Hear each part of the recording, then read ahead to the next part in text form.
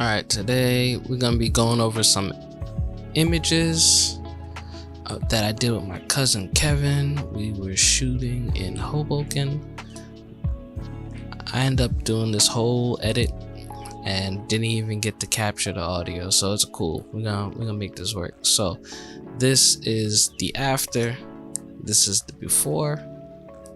So I'm gonna show you this with a whole other image because this time I'm actually recording audio. So we're gonna go through the image, and I kind of make sure that when I go through the selection that you gotta make sure the image is sharp, but not just sharp, you gotta make sure it's composed a certain way, you know, because we were experimenting, trying to get like a walk-in shot. You know, everything's experimental, especially when you're like doing avant-garde stuff. And he was wearing a very classy vibe, especially in Hoboken, so it just fit, especially with the fedora. So that was definitely a plus. So images like this, make sure if you are recording them, you want to highlight just what's in the environment, what's in the area. You know, you gotta feel it out. Like right here, just shooting, having the camera shooting upwards. Look for those leading lines, like the lines leading to his face. You know, you gotta, you know, in this one, you got the little shadow, play around with the shadow. And if you could get close, just get close. I kind of do my photo shoots like as if I'm doing like a wedding or if I'm shooting celebrity. To me, my cousin was the celebrity for the day. He's like the A-lister. Anytime I do a shoot with anybody, they automatically become an A-lister celebrity, and it just makes it so much fun to shoot.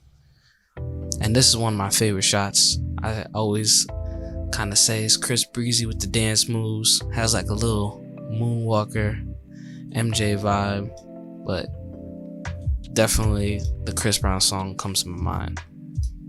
And then over here, I'm gonna show you what I did from scratch. I'm gonna reset this, which is perfectly fine because I can do this again. What I first do is I lift up the image, I bring up the exposure, right? Not too much, just enough. I bring down the highlights, right? Then I slightly warm up the image. Actually, not even better. I take the color picker. I find any white or gray. Right here, I'll just put it on the shirt, and it gives like a little greenish tint. Very vintage, and you know, very old school. But I don't want that too much. But I'm gonna leave it for now because this is what we're gonna do. Because this is like a color balance, which is kind of like the standard. Because, you know, I don't know. But what you do is Lightroom has this cool feature where it selects a subject, and once it's finished selecting, I click on not this one, but right here. I invert it, so I'm getting the background instead of the subject. And what I do is I increase the temperature and I make it a little warm, and then I might brighten it, or I just bring it down slightly. I bring up saturation, maybe increase the contrast, maybe increase some magenta in there.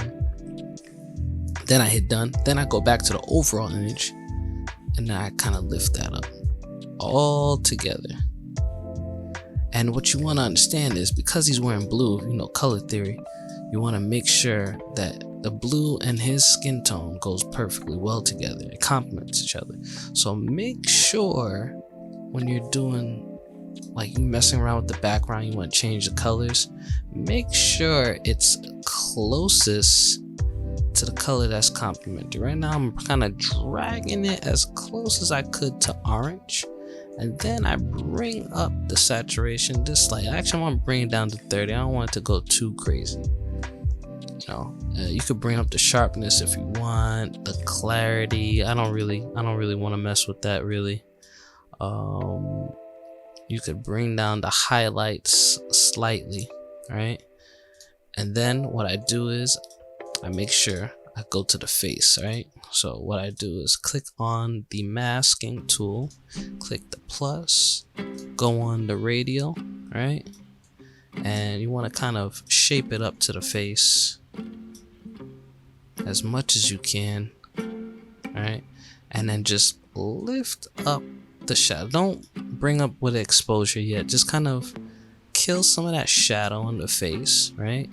And what you want to do, you want to zoom up so you can better see it, see what you're doing, right? And then I want to bring some more orange in his face, just a little warmness, just probably like right around there. And then want to maybe add some texture, not too much, don't go past like 9 or 10. You want to kind of lift up some shadows, maybe just slightly. Maybe lift up the black slightly, and then always make sure you go back. You want to kind of check it out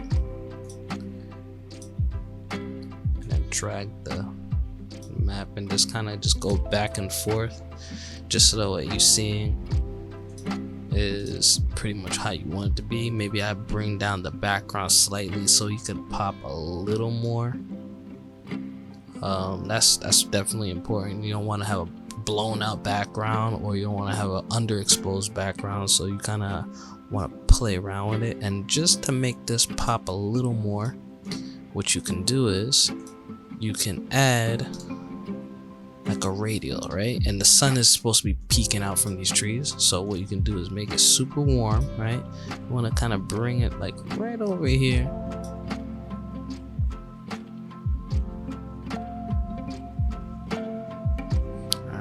And then you're going to go back, add another mask, but this time it's going to be different. You're going to add a radial and kind of hit it from the bottom, right? You want to kind of angle it from the bottom, make it a little dark. I usually do this because I want people to focus on a certain part of the frame.